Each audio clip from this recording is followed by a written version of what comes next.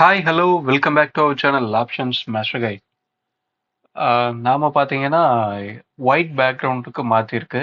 காரணம், நம்மளோட சப்ஸ்கிரைபர் ஒருத்தர் அடிக்கடி கமெண்ட் பண்ணிக்கிட்டே இருந்தாங்க, பிளாக்ல இருந்து ஒயிட் பேக்ரவுண்ட் மாற்றுங்க அப்படின்னு சொல்லி. ஓகே, அவங்க கேட்டுக்கிட்டதுக்கு என்னங்க, இன்னைக்கு நாம ஒயிட் பேக்ரவுண்ட் மாற்றிட்டோம். இந்த பேக்ரவுண்ட் எல்லாருக்கும் ஓகேவா அப்படின்றத கமெண்ட் பண்ணுங்க. ஓகே, நம்ம பார்த்தீங்கன்னா இந்த கிரீன் கலர் லைன்ஸ், இந்த 4 கிரீன் கலர் லைன்ஸை நாம நேத்தைய மார்க்கெட் தொடங்குறதுக்கு முன்னாடி லெவல்ஸாக கொடுத்துருந்தோம். அந்த லெவல்ஸ் எப்படி ரெஸ்பாண்ட் ஆயிருக்கு அப்படின்றத பாருங்க. மார்க்கெட் ஓப்பன் ப்ரைஸ் 505ல ஓப்பன் பண்ணுறான். ஓப்பன் பண்ணி எக்ஸாக்டா நம்மளோட R1 அங்கே ரிஜெக்ட் ஆயிட்டான். ப்ரீவியஸ் டே க்ளோஸ் ப்ரைஸ் அந்த ஏரியா போகிறான். அங்கேருந்து நல்ல ஒரு சைட்வேஸ் போயிட்டான். ஓப்பன் ப்ரைஸு நம்மளோட R1 எல்லாத்தையும் பிரேக் பண்ணி போனவன் எக்ஸாக்டா நம்மளோட R2 அங்கே ரிஜெக்ட் ஆனா திரும்ப எக்ஸாக்டா வந்து நம்மளோட S1 ப்ரீவியஸ் டே லோவும் அது பக்கத்தில் இருக்கு. ஆனால் அந்த லோ கூட ரீச் பண்ணல. நம்ம கொடுத்துருந்த அந்த S1 எக்ஸாக்டா டச் பண்ணியிருக்கான். இந்த லெவல் அவ்வளோ அக்யூரேட்டாக நேற்று ஒர்க் பண்ணியிருக்கு. நாம ஒவ்வொரு நாளும் ப்ரீமியத்தை பேஸ் பண்ணி மட்டுமே லெவல்ஸை மார்க் பண்ணுறது.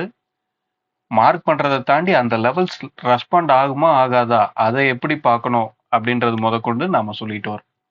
ஓகே, நம்ம இதை தாண்டி என்ன சொல்லியிருந்தோம் அப்படின்னா, மார்க்கெட் 550 அந்த ஸ்ட்ரைக்குக்கு மேலே நின்று ப்ரீமியம் சப்போர்ட் கிடைச்சாதான் அப் ட்ரெண்ட் அப்படின்றத சொல்லியிருந்தோம். மார்க்கெட் பார்த்தீங்கன்னா ஓப்பன் ப்ரைஸ் 505ல் ஓப்பன் பண்ணி கீழே ஒரு ஸ்விங்கு கொடுத்துட்டான். ஒரு ஸ்விங்கு கொடுத்து அதுக்கப்புறம் வந்திருக்கான். இந்த இடத்துல என்ன ஆகும், ப்ரீமியம் டிகே ஆகிடும். ஒரு சைட்வேஸ்குள்ளே போயிடுச்சு. அந்த 550 அந்த லெவலில் தான் சைட்வேஸ் போகுது. டிகே ஆயிடுச்சு. திரும்ப அங்கேருந்து ஓப்பன் ப்ரைஸில் சப்போர்ட் எடுத்து என்னதான் மேலே வேகமாக வந்தாலுமே அடுத்த கேண்டிலே அங்கே ப்ரீமியம் இல்லாதனால அப்படியே இன்னொரு ஃபால் கிடைச்சிருச்சு. இது இந்த இடத்துல ரெஸ்பாண்ட் ஆகுமா ஆகாதா அப்படின்றத உங்களால் ப்ரீமியத்தில் கண்டிப்பாக புரிஞ்சுக்க முடியும். சரி, ஓகே, இப்போ நம்ம இதெல்லாம் ரிமூவ் பண்ணிட்டு இன்னைக்கு உண்டான லெவல்ஸ் என்ன அப்படின்றத பார்ப்போம். நேற்று பார்த்தீங்கன்னா எக்ஸ்பிரி டே முடிஞ்சிருக்கு. எக்ஸ்பிரி டே முடிஞ்சிருச்சு அப்படின்னா நாம் சொல்லியிருந்த இந்த 350 அந்த லெவல் போன எக்ஸ்பைரிக்கு உண்டான லெவல்ஸ் தான் கொடுத்துருந்தோம்.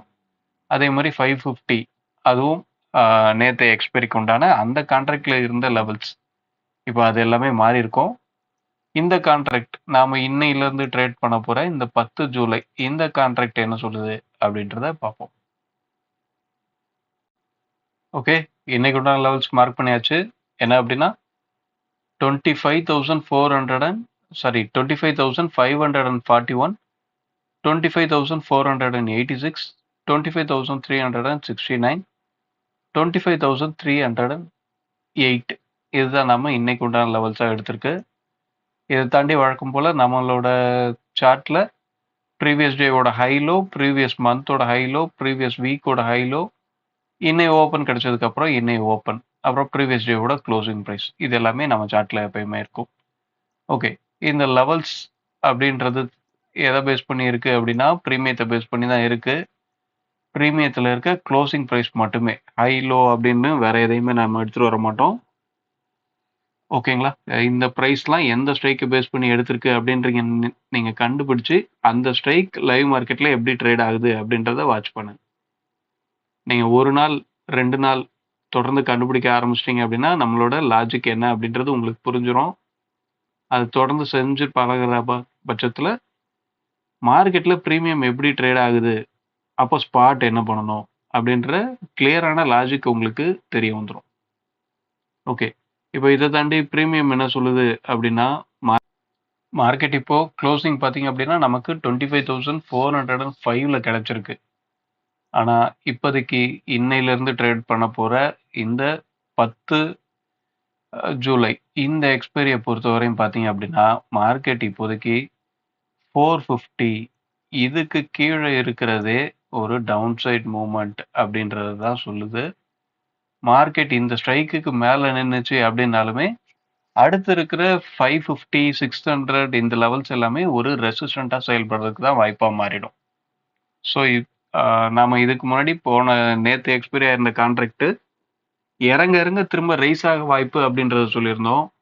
ஆனால் இப்போ இந்த கான்ட்ராக்டை பொறுத்தவரையும் ஏற ஏற ஃபால் ஆக வாய்ப்பு அப்படின்ற மாதிரியான கண்டிஷன்ஸ் மாறி இருக்கு.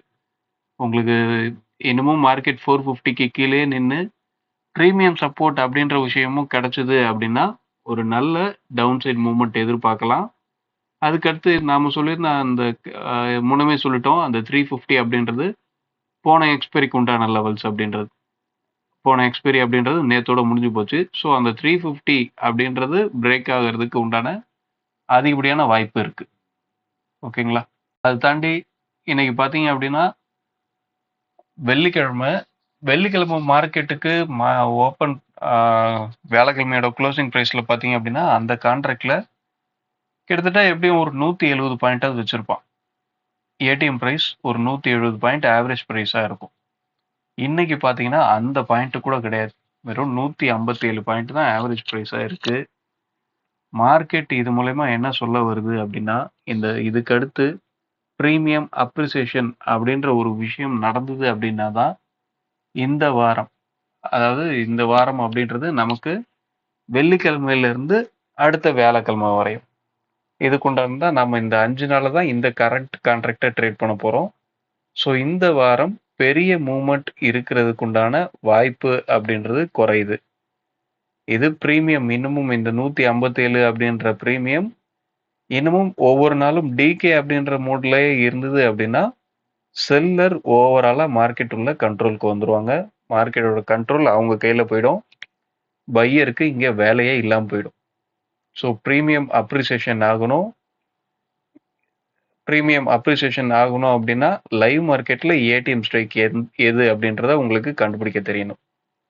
யாரோட எல்டிபி சேம் ஸ்ட்ரைக்ல கால் போட்டு யாரோட எல்டிபில பிரைஸ் டிஃபரண்ட் கம்மியா இருக்கோ அதுதான் ஏடிஎம் ஸ்ட்ரைக். பிரீமியத்தை பொறுத்தவரையும் ஸ்பாட் இருக்கிற இடம் ஏடிஎம் ஸ்ட்ரைக் அப்படின்றத நினைச்சுக்காதீங்க.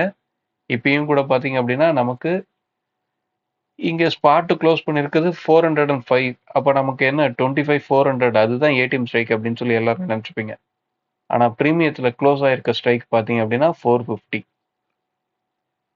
அந்த ஏடிஎம் ஸ்ட்ரைக் அதுல இருக்க கால் புட்டோட ஆவரேஜ் பிரைஸ் அது இப்ப க்ளோசிங்ல 157 பாயிண்ட் இருக்கு. அது லைவ் மார்க்கெட்ல அப்ரிசியேஷன் மோடுக்கு போகணும்.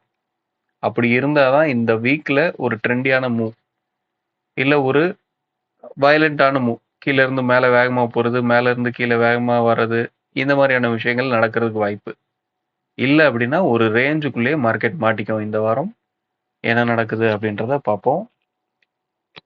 நாம இன்னொரு தடவை சொல்லிக்கிறோம். இந்த லெவல்ஸ் எதுவுமே பை பண்றதுக்கோ இல்ல செல் பண்றதுக்கோ உண்டான லெவல்ஸ் அப்படின்றது கிடையாது. இது மொத்தமும் பிரீமியத்தை பேஸ் பண்ணி ஸ்பாட் எப்படி போகுது, எப்படி மூவ் ஆகுது அப்படின்றத நாம எப்படி புரிஞ்சுக்கணும் அப்படின்றதுக்கு உண்டான வீடியோஸ் மட்டும்தான். இந்த லெவல்ஸ்லாம் எந்த ஸ்ட்ரைக்கை பேஸ் பண்ணி எடுத்திருக்குன்னு கண்டுபிடிச்சவங்க லைவ் மார்க்கெட்ல அந்த ஸ்ட்ரைக் எப்படி ட்ரேட் ஆகுது அப்படின்றத வாட்ச் பண்ணுங்க. ஓகே, வீடியோ பிடிச்சிருந்தா லைக் பண்ணுங்க, ஷேர் பண்ணுங்க. அடுத்த ஒரு வீடியோவில் சந்திப்போம். Thank you, by.